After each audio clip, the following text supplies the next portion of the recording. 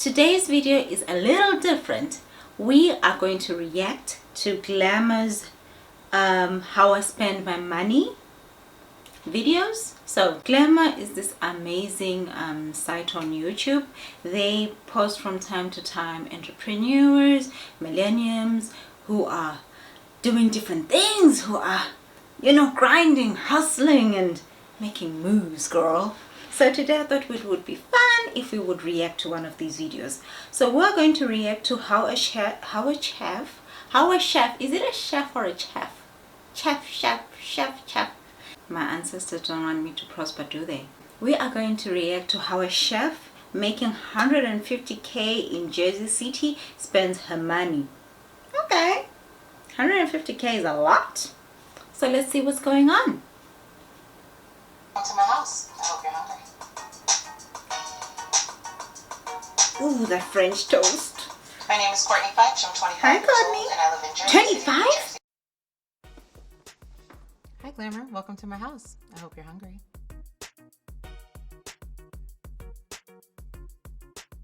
My name is Courtney Fikes. I'm 25 years old and I live in Jersey City, New Jersey.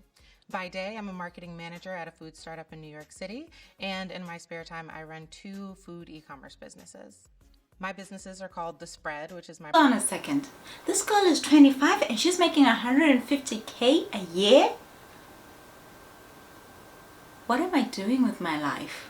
Today, I'm a marketing manager at a food startup in New York City, and in my spare time, I run 2 food e-commerce businesses. My businesses are called The Spread, which is my private catering service and dinner party service, and Thunder Cakes, which is my e-commerce bakery. Okay, so from what I've seen from the video, she makes extra income from running an e-commerce business. But her salary is currently at 98K, and she makes an extra 60K from her e-commerce business. First of all, the salary that she's currently making, girl, that's dope. I mean, she's doing great for 25. I mean, like at 25, what was I doing at 25? Oh yeah, at 25, I had just come out of waitressing and I had just started working in an office as an admin assistant, and I thought I'd made it in life. Whilst other kids are out in the streets making 98K a year. And here's how I spend my money. I make $98,000 a year in my 9-to-5, and anywhere between $4,000 to $6,000 a month, depending on what events I'm throwing that month. I have around $12,000 in a traditional savings account. I have no money in retirement yet. I have $60,000 in student loan debt. All of that actually comes from my undergraduate degree. I do have my master's, but that was paid for in full by a fellowship.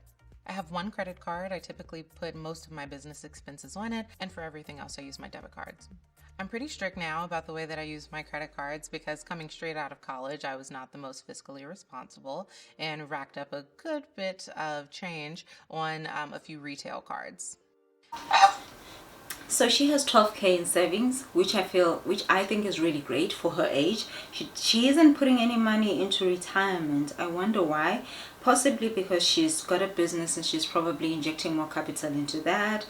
Well, she's 25, she still has time, but it is always better to start very early with when it comes to savings. It's very sad for America that they work away with such large student loans. I mean, 60K. 60K? That's like a deposit for 3 houses. I live in a lofted 1-bedroom in Jersey City, and it's 1,100 square feet. I spend $1,750 a month in rent and about $190 in utilities. I spend a little over $300 a month in subscription services. I travel into New York City Monday. Okay, girlfriend has a lot of subscription services. I wonder why. Because when you come to think of it, she's probably very busy because of her job and because of the fact that she has a side business as well. Sometimes you don't have the time to actually come back and enjoy all those subscriptions. So at the end of the day, you're asking yourself that, do I really need it? But you never know. Maybe she needs them for her business because there's something called Blue Apron there. I think that's probably something to do with her culinary work. I travel into New York City Monday through Friday for my 9-to-5, and I spend about $81 a month for my unlimited commuter card. So she says she spends $81 on her Metro card. That I haven't had her mention anything about a fuel or a car loan, so that probably means that she commutes to work and when she's conducting her business, obviously. But I don't know, maybe there's trouble with parking where she lives, or she feels she doesn't need a car. I always feel that when you have a business, having a car makes it easier for you to you know, get to A to B. My apartment is eclectic and cozy and warm and lived in. On the morning of an event, I typically wake up around 9 a.m. My bedroom is really cozy. So because the space is pretty open, it's kind of hard to close it off and really have that sense of privacy. So I like for it to feel very airy, very light. Her apartment is goals for 25. Damn. She has a loft apartment. That means that the bed is just above the living room, so she has a little bit of a ladder to go up on those steps. I don't know. I'm always worried that if I have an apartment like that, I'm gonna fall and break my neck and nobody's gonna find me. So my favorite piece in my bedroom is actually my nightstand. So I bought it for $5 at a yard sale on the side of the road, and took it home, sanded it down, painted it like this really pretty midnight blue, and gave it a lot of really funky gold detailing, changed out the knob for some crystal, and I really love the complement of the orange. I ended up getting into DIYs because both of my parents are incredibly crafty. Growing up with that influence made it really easy for me to kind of find pieces of my own that were really quirky and colorful and remake them. The piece that I get the most compliments on is my periwinkle blue vanity. Also a Craigslist find. I found it for $150. At first I painted it black, which ended up being a very terrible choice for the space, and then later decided that I wanted to paint it a really festive, kind of dainty periwinkle blue. Another way that I decorate the space using my own resources is with painting. I've recently picked up portraiture, so I'm attempting to teach myself how to paint faces. On this particular day, I'm getting ready to... I don't mean to be rude, but those paintings are not very pretty, but they're much better than what I would do. To prep for it is I'll usually get started working on the sides and putting all of those in the oven. The most used space in the apartment is definitely the kitchen. I wanted the kitchen to feel loved. I wanted the kitchen to feel very colorful. I wanted it to not take itself too seriously. So I think food has to come from a place of a lot of love and a lot of energy. Oh my gosh, she hosts the dinner parties at her home. Damn. So she's a chef. She gets her clients to come to her house for a dinner party, and then she cooks for them and hosts the party. And she's saving a lot of money on like not unnecessary expenses like renting a space and stuff like that. Okay. And a lot of character, so I tried to incorporate as much of my personality into it as I could. The kitchen when I moved in was all white. There was no backsplash. I actually was able to put that up myself, which is pretty exciting, peel and stick. And also, in an attempt to cover up a fridge that's pretty regular, I put temporary wallpaper on it. Both projects in total cost about $50. I've had my main company, Thunder Cakes, for 7 years. She's had her company for 7 years. She's 25. That means she started when she was 18. Wow, I'm impressed. I am seriously impressed. First of all, for her managing to keep the business above water for 7 years, that is not small feat.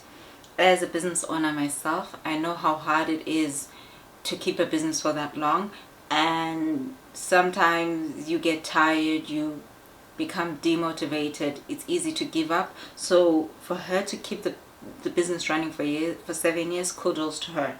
On a busy month with Thunder Cakes, I'm spending anywhere between $400 to $500 on ingredients, about $30 per month on my website, $400 for my photographer, and about $100 for marketing.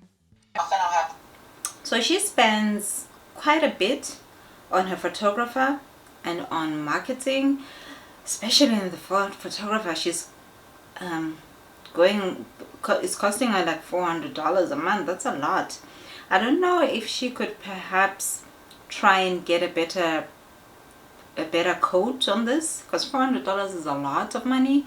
I don't know. I know you need great pictures when you know, taking photographs of food and stuff like that. It could be possible that maybe she could try and get a beginner course in photography and take some of the photos herself.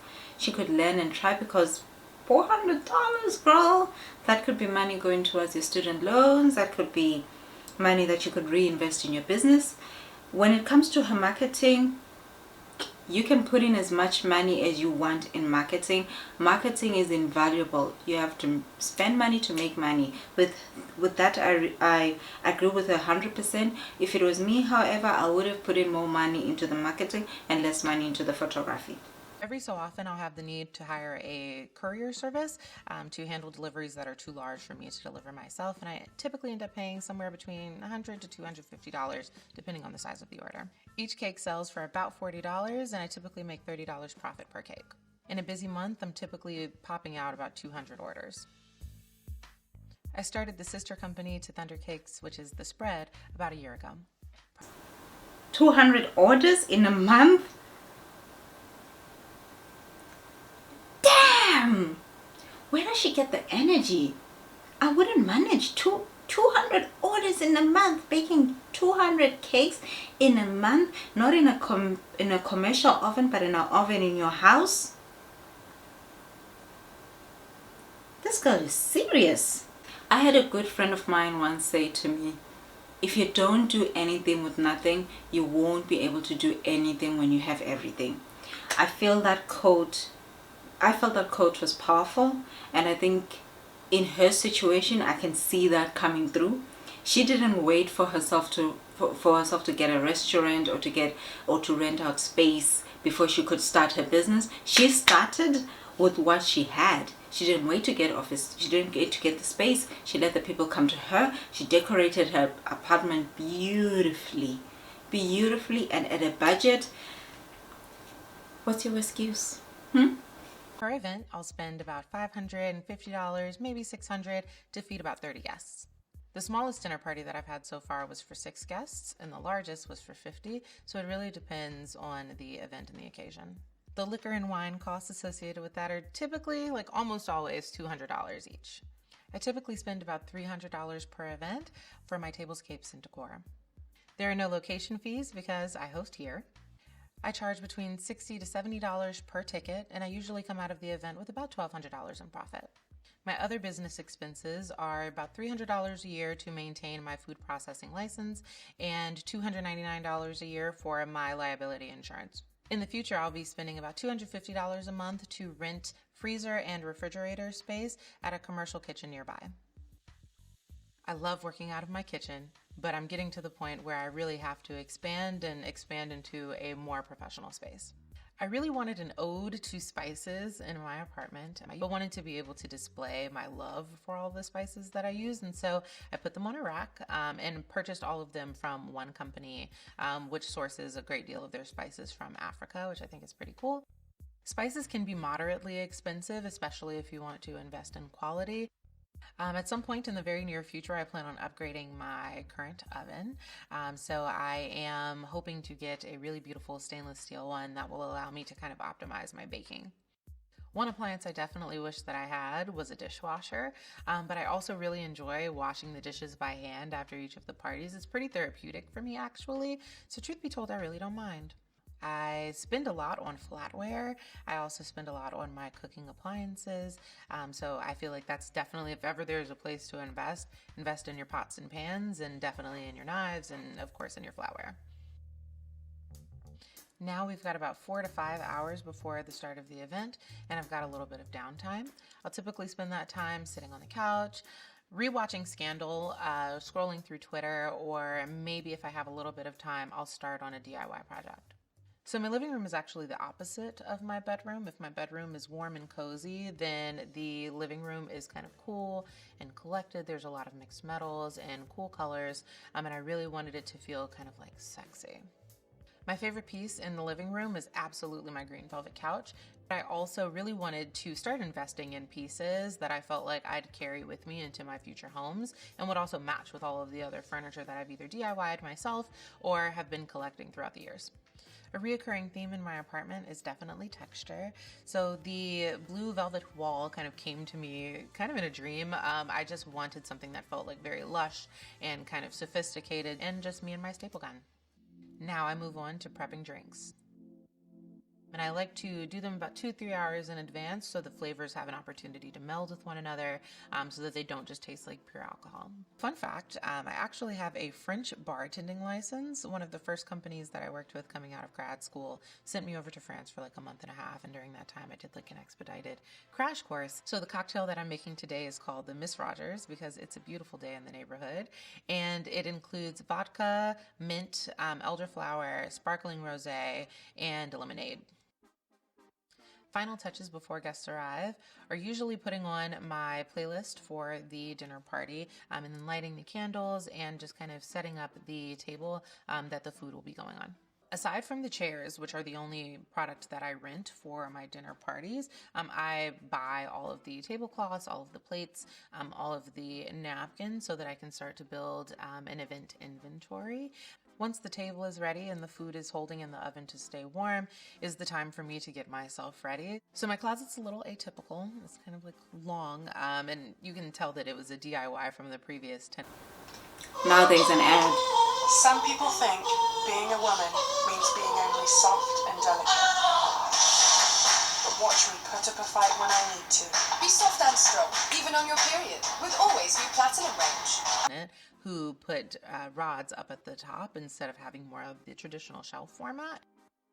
One area that I might splurge on myself in is definitely shoes. Just recently I bought a pair of gorgeous Louboutin heel sandals, which I'm very excited to pull out this summer. I like shoes because they help my posture. I do a terrible job of slouching, but I also really love how powerful they make me feel. If I particularly like a pair, I'll send a picture to my mom and see how she feels, and if she likes them, I'll buy her a pair too. I have to literally force myself to participate in self-care. It's very important for me now to find pockets in my month for dedicated relaxation. Okay, she says that she has to literally force herself to participate in self-care, most probably because she's so busy with her 9 to 5 and her business as well. I cannot stress how important it is to practice self-care, because you take so much out of your body, you forget that you need to put stuff back in as well for you to be able to be a productive person, a happy person. Just making money isn't the ultimate goal. You need to go out and take care of you, your mental self and your physical self as well. So I pretty recently got into skincare. One of my best friends is an esthetician and she makes a lot of recommendations for me. The price of skincare products is pretty high, and I'd definitely rather spend that money getting actual services for my face with an esthetician, but I'm coming around to the idea of spending quite a large chunk of change to maintain my face on a daily basis. Quite a large chunk of change. That ain't change. That's like a lot of dollar. Like, you can tell her skincare is pricey because, girlfriend, her skin, it looks like butter. It's just melting melanin butter. The area that I splurge on the most in my life is definitely in my apartment. I really want to invest in feeling at home when I come home. There's not the greatest separation of work and play here in my space because I do use my kitchen for work purposes, but I really think that it's very important for the rest of the space to kind of reflect me and be a place of comfort. Okay, I think I've seen enough. This was a great video to see. I love to find out what other kids are doing out on the streets. That's how you learn and that's how you grow. I like her business model. She's cut down a lot of expenses by running the business from home and by getting the clients to come to her house. I, however, didn't hear her talking about insurance for her business. Anything can happen, especially when you have people coming into your home. A fire can start, accidental food poisoning, maybe you left the chicken out too long, you know, shit can go down. You need to cover your back and at least have insurance just in case. I don't know if I missed that, but I didn't hear her talking about the insurance. She does spend a chunk of change, as she called it, on things like shoes and skincare and stuff like that, which I don't think is bad. It's actually really good for you to take care of you. You know, you can't put a price tag on that. You've only got one body, so you might as well treat it like gold. And she does spend a lot on shoes, but hey, she's just 25, no kids. You do you, girl. You do you. I was really impressed with this video. So yeah, guys, that is it from me. I hope you enjoyed our first reaction Tuesday video. It probably won't air on a Tuesday, but we'll soon get that schedule right as time goes by. So yeah, if you have any other videos that you'd like me to react to, comment below and I will check them out. So goodbye.